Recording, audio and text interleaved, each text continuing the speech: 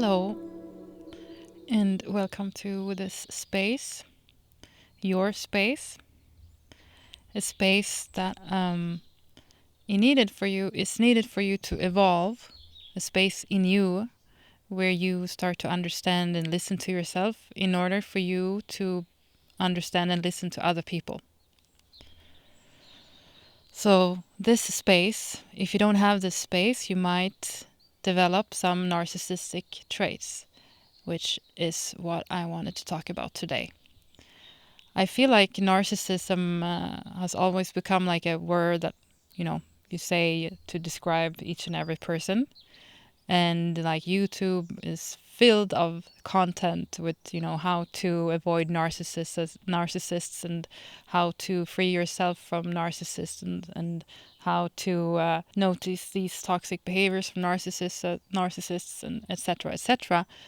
It's, even though we're talking about the reasons behind narcissism, like even though we're talking about how they have an insecurity and a wound in themselves, a self-neglect, and this is why they act in narcissistic ways, I still feel like there's much more of an angle on how to avoid them, how they are dangerous, like they are a group that we should avoid, and we are all sensitive, more empathic people, and that we get used and abused, and we should avoid these narcissistic people.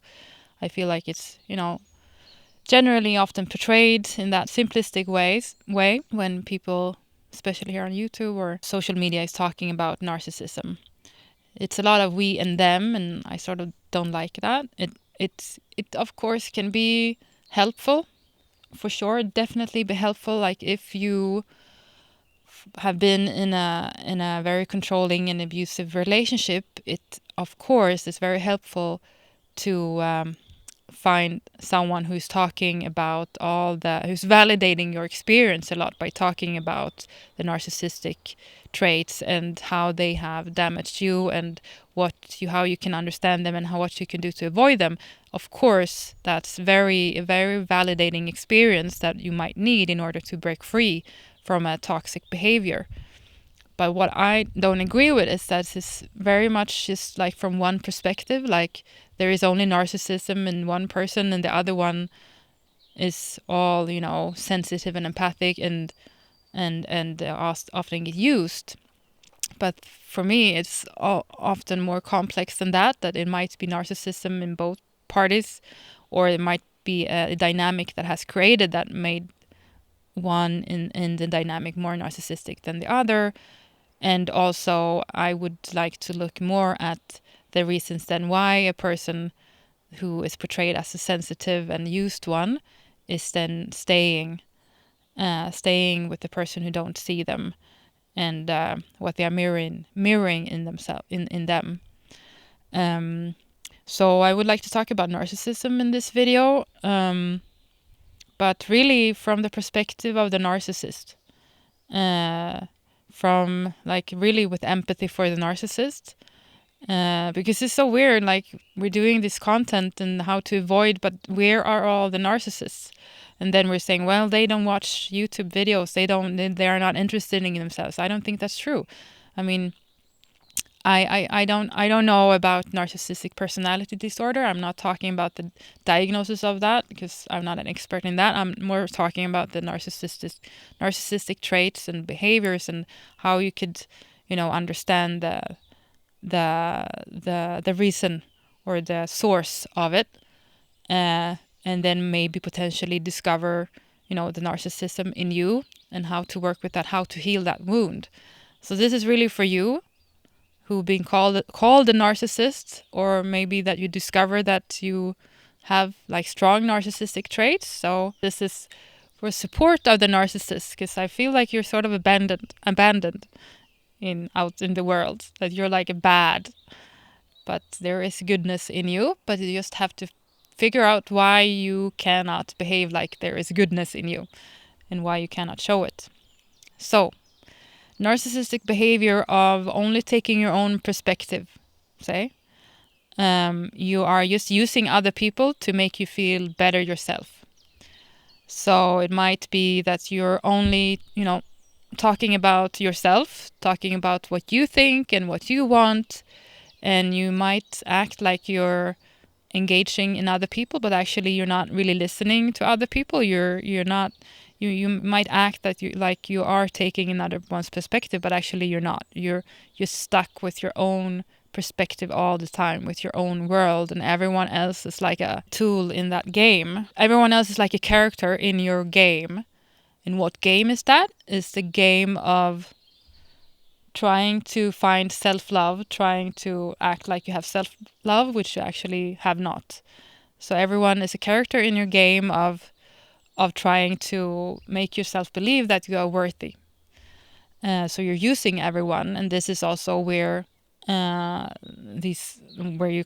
the behaviors of gaslighting come in, or like manipulation, and that's all those behaviors where a lot of people are talking about how the narcissist is manipulating the weaker one, like making the weaker one believe that they are the perpetrator while they're actually the victim.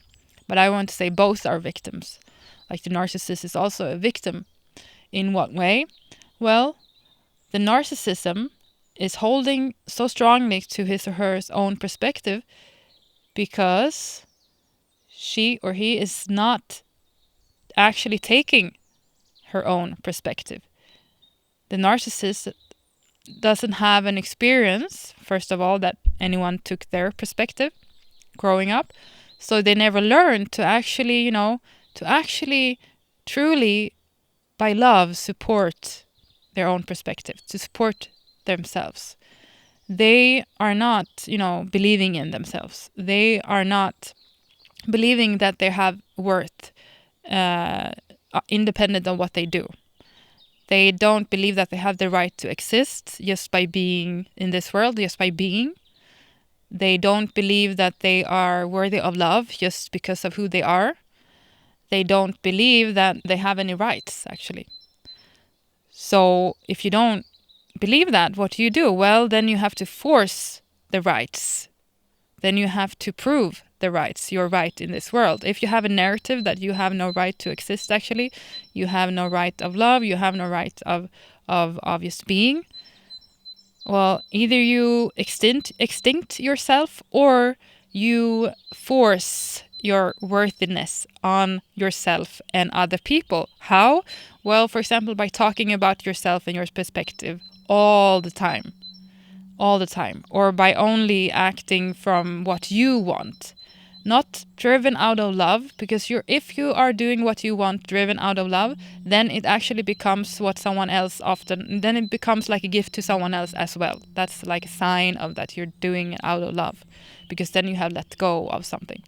But if you are doing what you want forced by trying to force something, by that you have a deficit in you, that you have a lack of love in you, and you're trying to prove that, then your behavior becomes narcissistic.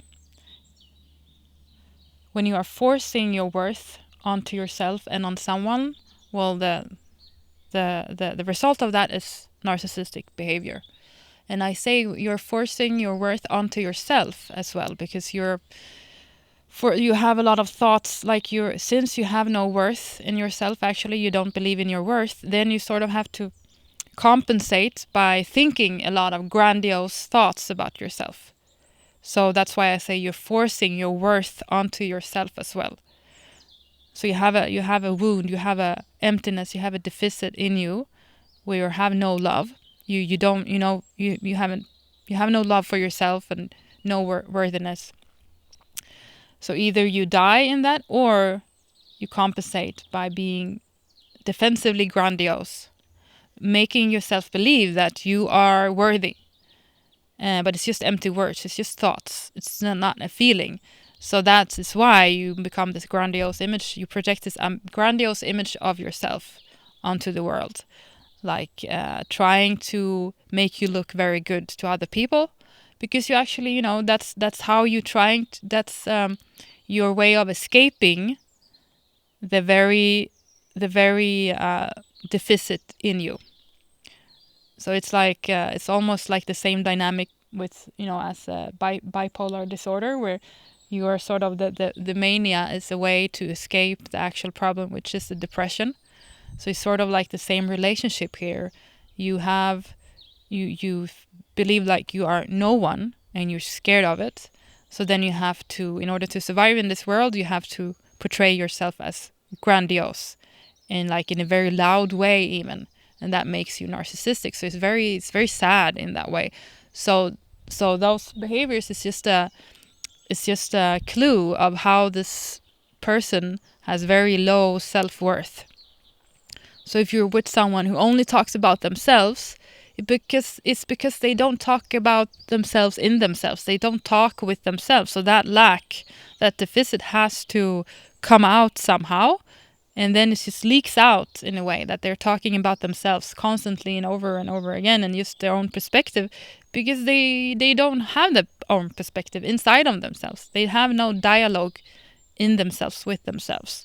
And they had no experience of anyone having that dialogue with them about how they feel and what they think.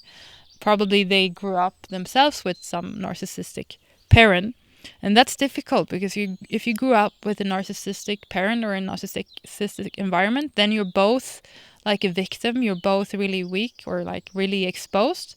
But since you grew up with a narcissistic parent, you probably also develop narcissistic traits yourself. And that mix of traits is sort of difficult when you're both a victim, you're both the empath, you're both the sensitive person, but you're also, you also have narcissistic traits, and then it can be sort of difficult to understand who are you actually. Like if you're both, maybe you've been used as well, but also you have narcissism in you. Because I think that's important to really highlight, because in social media, I think when it seems like we're mostly talking about either you're very narcissistic and then you're very driven and you're very ego-centered, or you are used. But there are many ways of where one person in a relationship can be used, but also be an abuser, like also be narcissistic and manipulative, and through games of playing the victim role, trying to get the other person what they want. So we humans are really complex in that way. It's often not either or. But anyways, the problem, back to the problem of this deficit of self-love, which then the consequence of that deficit leaks out in narcissistic behaviors. So if you recognize yourself in that you have a lot of narcissistic traits, like you're very self-absorbed and you want other people to regulate you, you want other people to listen to you, you want other people to do things for you, you find it's, like a right of yours, you want attention, you want people to look up to you, you need other people to listen to you, you need a lot of things. So why do you need that? Because it's a direct reflection of what you don't give yourself. It's a direct reflection of what you don't give yourself. So if you feel like you need a lot from other people, either portrayed in a certain way, or you need them to be in a certain way, or you need them to listen to you, you need them to justify your existence, then it's it might be a clue that you don't actually justify your existence. You have a complex relationship to your existence. You don't feel like you have the right to exist, and you don't know how to give yourself that right to exist. But and the narcissistic traits, the narcissistic behaviors are like a sign that you have no self-love and you don't know how to give yourself that. So first of all, to discover if you have narcissistic behaviors, and then to see why, and to consider, like, okay, so the narcissist is very dependent is a very dependent person. It might be portrayed as an independent person, just doing whatever they want, but they're very dependent on how other people act and behave toward them. It's like they feed off of other people.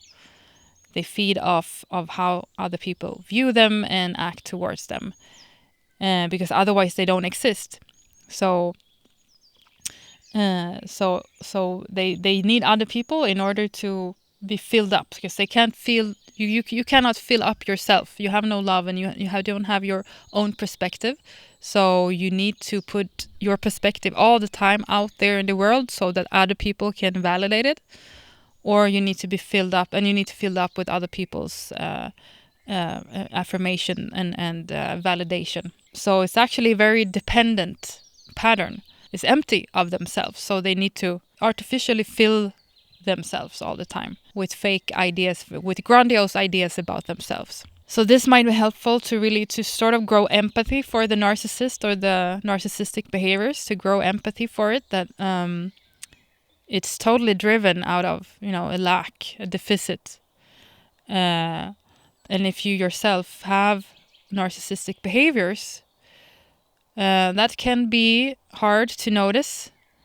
But again, the signs of it is that you're dependent on other people in order to, feel that you exist, and in order to, feel validated in your right to exist, and it needs to be in a certain way. You need to be looked up on, and your ego needs to be cherished.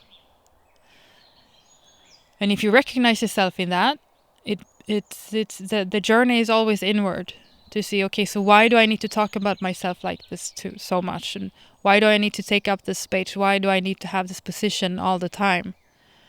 Because I'm scared what happens if I don't, because then I have to face myself, and I have to face how I don't support myself, I don't love myself, I don't think I'm worthy. I cannot just let myself relax into being.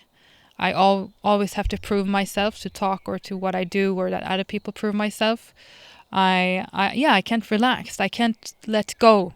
I can't fall into my worthiness. I can't let my worthiness just happen. I can't fall into existence and let it happen to me. I need to be in control all the time. So control is a huge theme, right?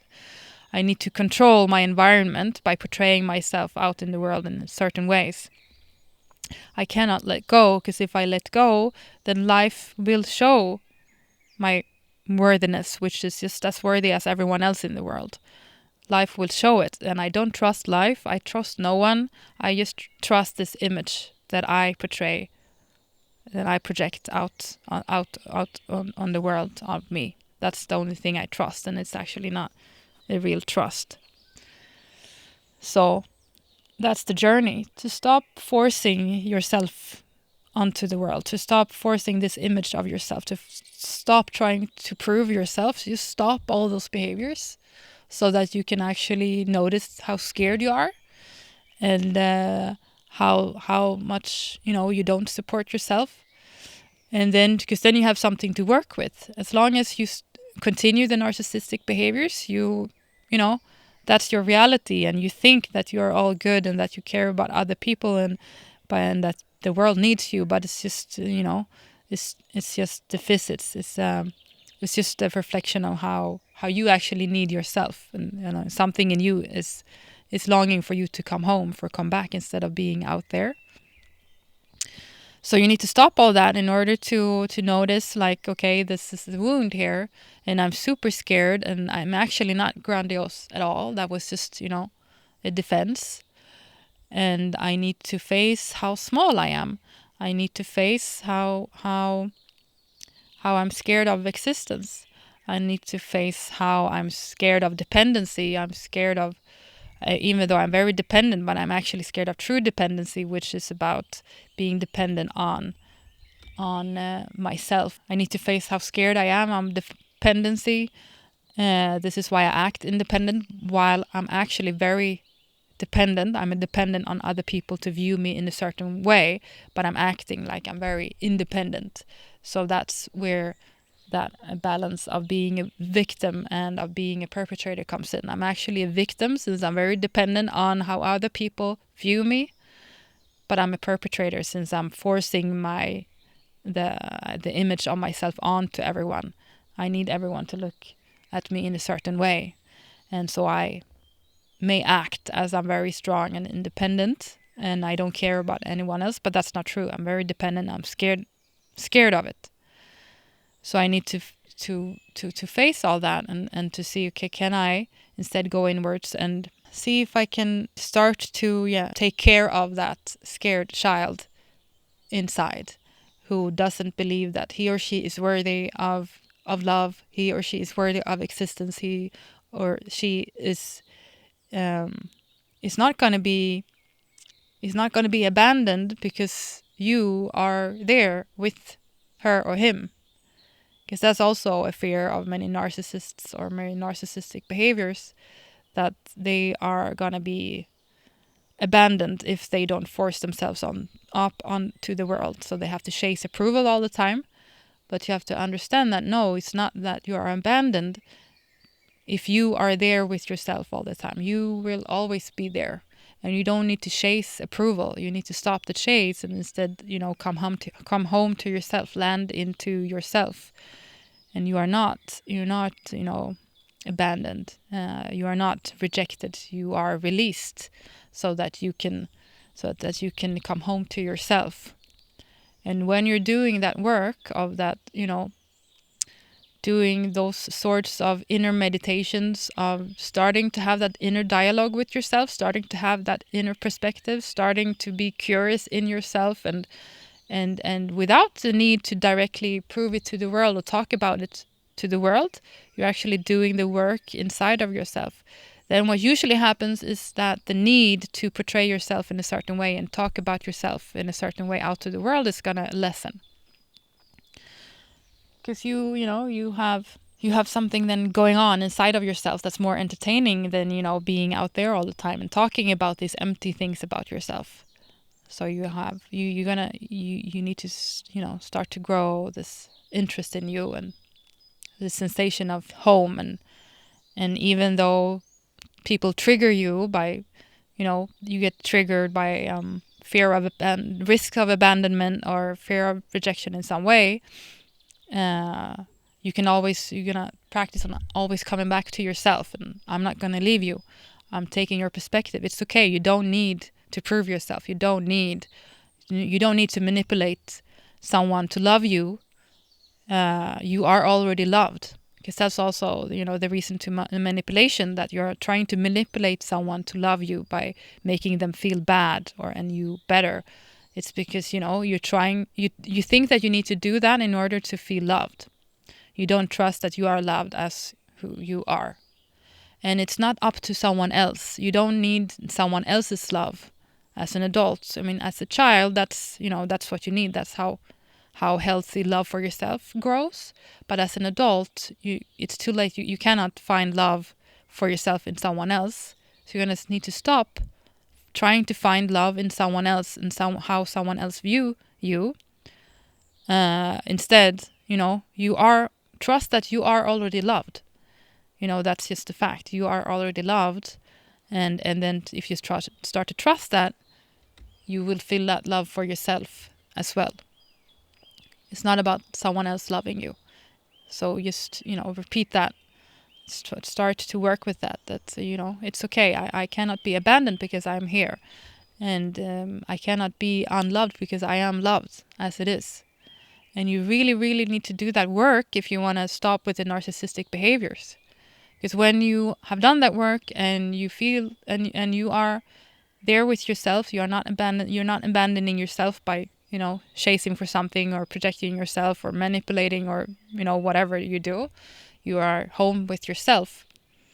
Then you don't need to, you don't need the narcissism anymore. You don't need it.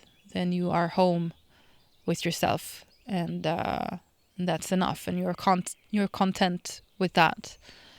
And you start to explore the fact that you are worthy of this existence without you proving anything.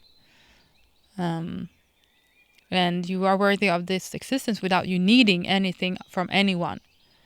The first step is what you need from yourself. And you are your best friend. So really, that's the cure. That's the cure toward narcissistic behaviors. So instead of, all this judgment toward narcissistic behaviors and all this calling them or talking about how problematic them they are, and how much damage they do, and how bad it is, blah blah blah. Yeah, it's okay. We already know that. But can we talk about the cure for it, or can we talk about how uh, uh, why you need to damage for other people and for yourself so much? So that's also what I encourage you to do. So be less judgmental toward yourself for your narcissistic traits. Instead, see the wounded, abandoned child that is engaging in all the narcissistic behaviors, and start to develop some self-compassion and self-love from yourself. Not toxic in the way that you are denying how you have been acting toward other people and denying how you operate, like denying your patterns. You need to see that first and then come back home and stop with all those behaviors, impulsive, those self-absorbed behaviors, and instead just working on trying to take your perspective and not numb you and not repress you, not, which I'm going to talk about in another video, that is the risk in this, that you're going to bypass your wound by, instead of, engaging in all the extrovert, whatever they call it, narcissistic behaviors. Instead, you go inside and you become like a Buddhist or something and start to meditate all over and just act like you have love for each and everyone, and that you are unselfish, etc., etc. But that path can actually have been a bypass of your wound if you're just taking another direction, which also is narcissistic in its intention. Like the intention is still to portray yourself in a certain way, like now you're a Buddhist monk or something. So that's also like something to be aware of. This work that I'm talking about here is, it's very unglamorous. It's not non-spiritual in a way. It's non-everything. It's just to go inside and sit with yourself. Don't bypass. Don't become another identity that you need to prove or become enlightened or whatever. Just go inside and do the work. And I'm going to talk about that in another video, but this is just for the narcissistic wound. Go inside and stay and see what you find out, and stop with the narcissistic behaviors. Okay, so I hope you found this perspective helpful, and hopefully it resonated with some of you, either understanding for the narcissistic behaviors or understanding for your own narcissistic behaviors. So if this resonated, or if you have any thoughts, if you didn't like it, if you liked it, please comment in the comment section. I appreciate a lot your engagement, and it helps me move forward. It's interesting to see what you think and to feel like you are with me in this. So that inspires me to do more of these videos. So thank you very much for this time, and see you.